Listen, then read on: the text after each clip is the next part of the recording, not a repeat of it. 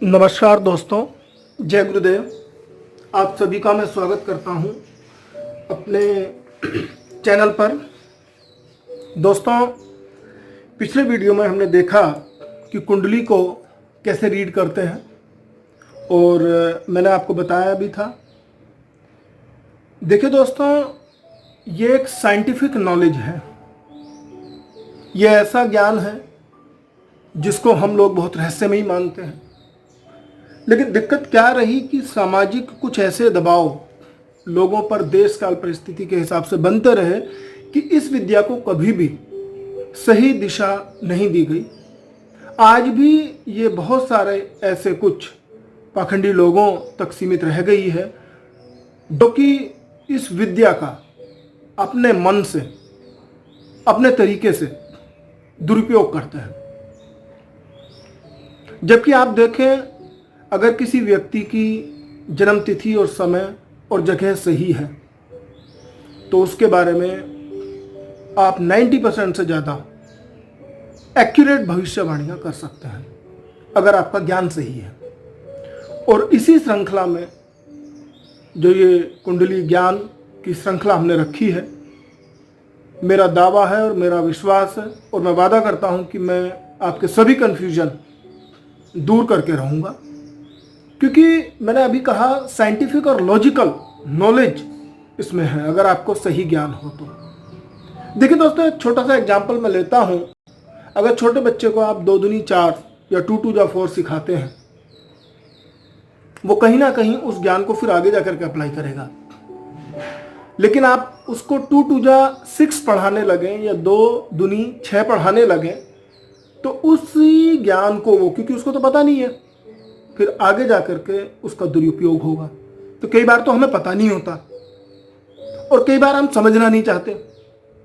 और कई बार क्या होता है कि हमारे इस भारत देश का पूरे विश्व में अंधविश्वास का एक जाल है। कहते हैं जो दिखता है वो बिकता है। दोस्तों, अभी आपने देखा होगा, मैं भी बहुत साधारण से अपने वीडियो बना रहा हूं। मेरा जो मेन पर्पस है वो आप लोगों को समझाना और सिखाना है, क्योंकि मैं बहुत मेहनत करके वीडियो बनाता हूं। अगर मैं इनकी एडिटिंग भी करने लगूं तो आप ही देखिए बहुत समय इस पर व्यर्थ जाएगा। लेकिन कुछ लोग ऐसा करते हैं कि एडिटिंग के बाद उसको बढ़िया मसाला, कहते हैं ना, पैकिंग अगर आप करें। आलू अगर आप देखें, एक छोटा सा उदाहरण मैं लेता हूं, 20 से 25 रुपए किलो आलू आपको मिल जाएगा।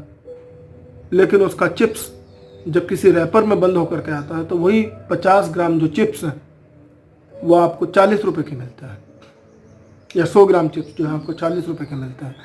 तो रीज़न क्या है? जो उसका खर्चा हुआ है रैपिंग पर, जो उसकी ब्रांडिंग पर, जो एडवर्टीजमेंट पर। लेकिन अंदर तो वो आलू का ही सामान था ना। तो मेरा जो मूल केवल और केवल उद्देश्य है वो आप लोगों को समझाना है।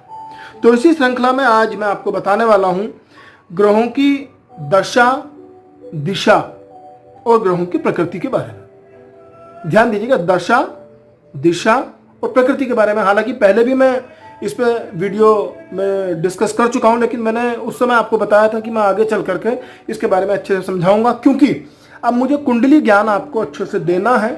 तो मैं ये चाहता हूं कि मैं तरीके से आपको ये चीजें समझाऊं।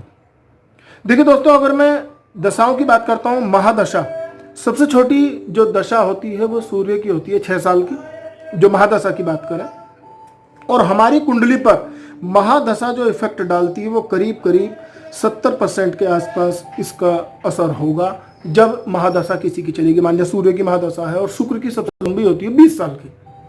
ऐसी अंतर्दशा की अगर हम बात करें तो अंतर्दशा 1 से 2 साल की चलती है, 1 से 2 साल। तो अंतर्दशा का असर जो पड़ता है करीब करीब 25% पड़ता है। फिर प्रत्यंतर दशा चलती है 1-2 महीने की। अब डिपेंड करेगा कि जिसकी भी महादशा, दशा, अंतर्दशा या प्रत्यंतर दशा चलती है वो ग्रह की डिग्री कितनी है, वो बैठा कहाँ पर है। अगर डिग्री उसकी 15-16 के आसपास है, अच्छी जगह बैठा है, तो अच्छे ही फल देगा, भले चाहे उसकी महादशा हो, अंतर्दशा हो या प्रत्यंतर दशा हो। ये 1-2 महीने के लिए रहेगी। ठीक है दोस्तों।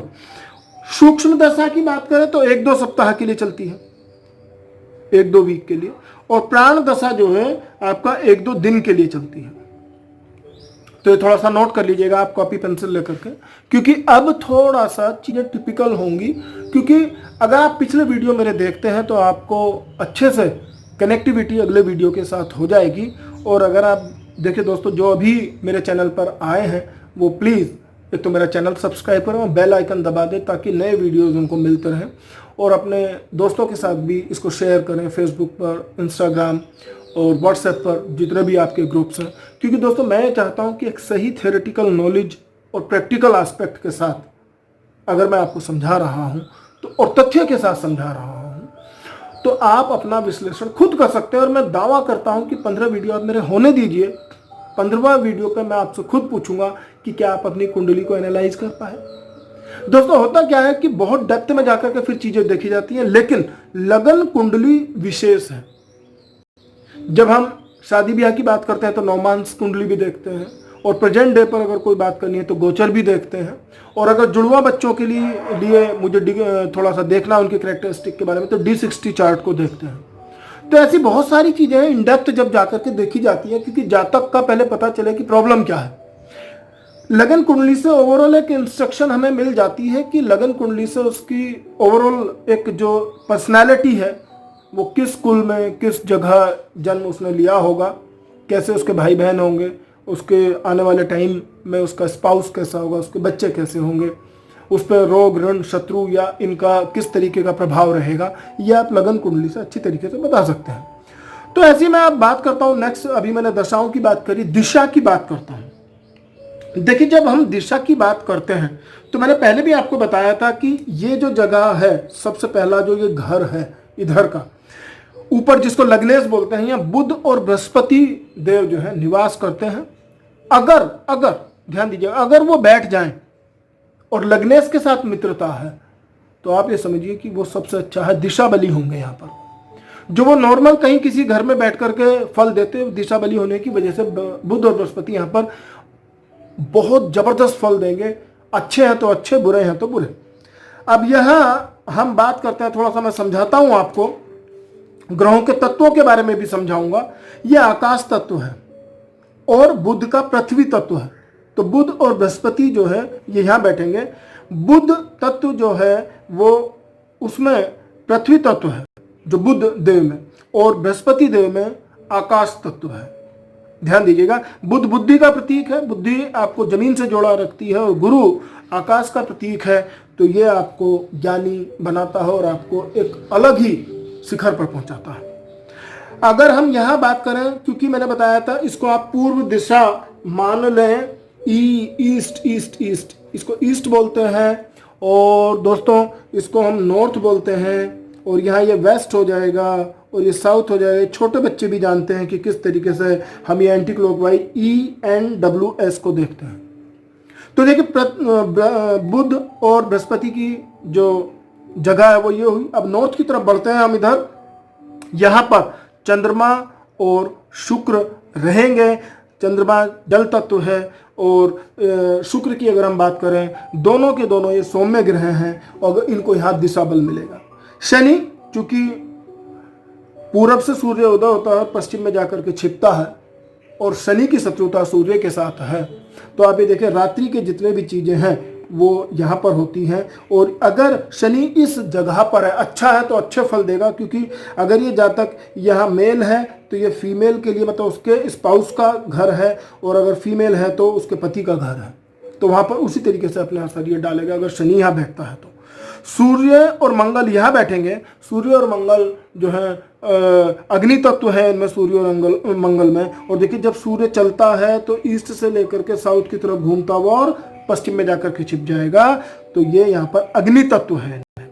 तो देखिए अभी हमने बताया दोस्तों, यहाँ पर पृथ्वी और वायु तत्व वाले लोग हैं, वो कौन है? बुध है और बृहस्पति है। यहाँ पर हम बात करें जल तत्व, चंद्र और शुक्र है। यहाँ वायु तत्व है, शनि जिसको बोलते हैं, ठीक है।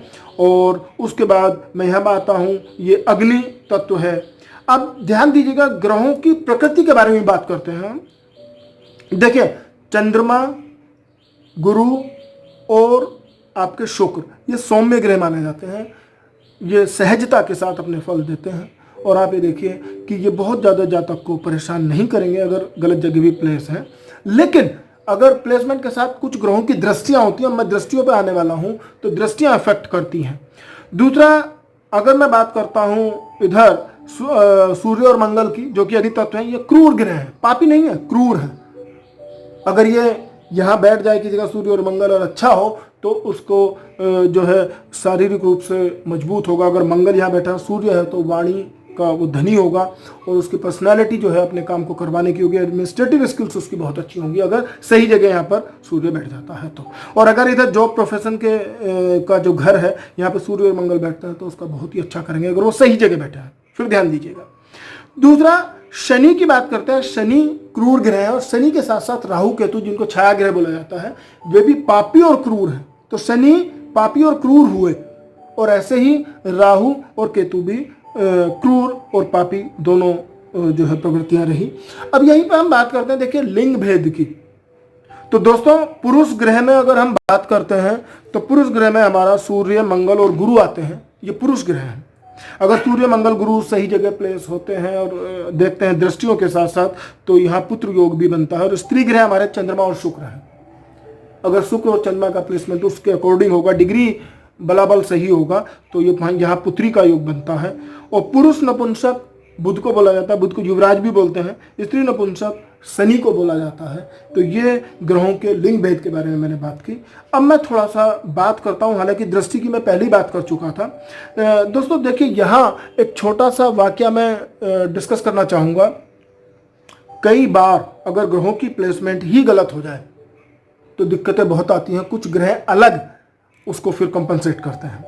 जैसे मैं एक हल्का सा एग्जांपल लेकर के थोड़ा सा बताता हूँ, बाद में डिस्कस करूंगा। फिर फिल्म स्टार रेखा की जो कुंडली है वो वृश्चिक लगन की है। वृश्चिक लगन मतलब 8, यहाँ देखिए तो घर है ये अलग है, ये 8वीं राशि, 8वीं राशि वृश्चिक है और यहाँ पर मंगल देव बैठे हुए हैं। ऐसे 8, 9, 10, 11, 12, 1, 2, 3, 4, 5, 6, 7, ये जो लगन है वो आत्मा माना जाता है कुंडली की।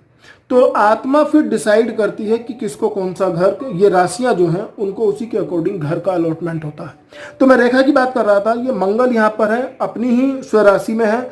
और हुआ क्या, यहाँ राहु और इधर ये केतु, क्योंकि राहु केतु 180 डिग्री पर रहते हैं, ये बैठ गए। तो मैं अभी कुंडली पूरी डिस्कस नहीं कर रहा हूँ, मैं बस आपको बता रहा हूँ। तो रेखा को फेम, प्रसिद्धि, सब चीजें मिली बाकी ग्रहों की वजह से। लेकिन उनके यहाँ राहु ये नीच के होते हैं वृश्चिक में, और केतु यहाँ दूसरी जो राशि वृषभ राशि में ये नीच के होते हैं। तो राहु केतु यहाँ दाम्पत्य पे बैठा, राहु इनकी इधर पर्सनैलिटी पर बैठा और राहु की भी दृष्टि यहाँ पर फिर पड़ी। तो आप ये मान लीजिए, एक तो स्ट्रॉन्ग मंगली रही और मंगली के साथ साथ कहते हैं ना करेला और ऊपर से नीम चढ़ा, इनके राहु केतु नीच के हो गए। और नीच के होने की वजह से इन्हें किसी पंडित जी ने बताया कि भाई देखिए देवी जी, दाम्पत्य सुख आपके जीवन में नहीं है, सब चीजें हैं आपके पास।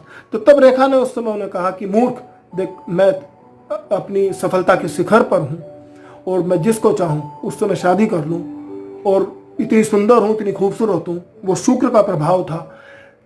तो देखिए, हम सभी के सामने वो एग्जाम्पल है। रेखा जी को कभी दाम्पत्य सुख से अभाव रहा और इनकी पंचमेश इसको बोलते हैं। यहाँ पंचमेश पर भी अगर आप बात करें, क्योंकि राहु और केतु की 5वीं दृष्टि और 7वीं दृष्टि और 9वीं दृष्टि जब आप चेक करेंगे, तो मैं अब उसी पर दृष्टि पर ही आ रहा हूँ। तो पंचमेश हमेशा हमारे इष्ट देव होते हैं। तो अगर इनके इष्ट देव की बात करें 8, 9, 10, 11, 12, 1, 2, 3, 4, 5, तो 5वां जो है बृहस्पति देव। बृहस्पति देव मतलब इनके पंचमेश रहे। तो पंचमेश की पूजा हम लोगों को करनी चाहिए, अपने इष्ट देव की जरूर करनी चाहिए। लग्नेश की भी पूजा हमें करनी चाहिए, तो इनसे बल ही मिलेगा, क्योंकि लग्नेश कभी जो है आपका बुरा नहीं करेगा। लग्नेश हमेशा अच्छा होगा, क्योंकि वो कुंडली की जो लगन कुंडली है उसकी आत्मा है। अब मैं बात करता हूँ, देखिए ग्रहों की जो दृष्टि है। मान लीजिए सपोज मैं यहाँ गुरु को बैठा दूं, अब आप देखिए गुरु की 5, 7, 9, गुरु राहु केतु की 5, 7, 9 दृष्टि होती है।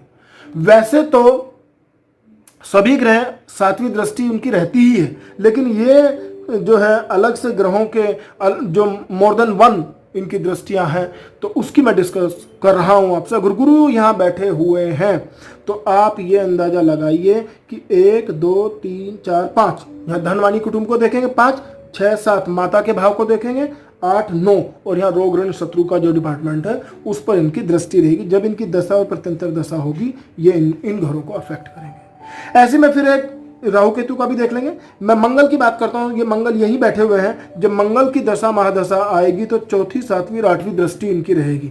तो देखिए 1 2 3 4, चौथी, ठीक है, माता के भाव को देखेंगे। फिर 5 6 7, यहाँ पति के भाव को देखेंगे। स्पाउस अगर लड़की है तो लड़के का, और लड़का है तो लड़की के भाव को देखेंगे। 7 और 8वां जो है ये आपका जो प्रोफेशन जो है इनको देखेंगे। तो मंगल की दृष्टि अगर मंगल सही है तो उस समय उनकी दशा अंतर्दशा में ये घर भी इफेक्ट होंगे। ऐसे ही शनि का है 3रा 7वां और 10वां।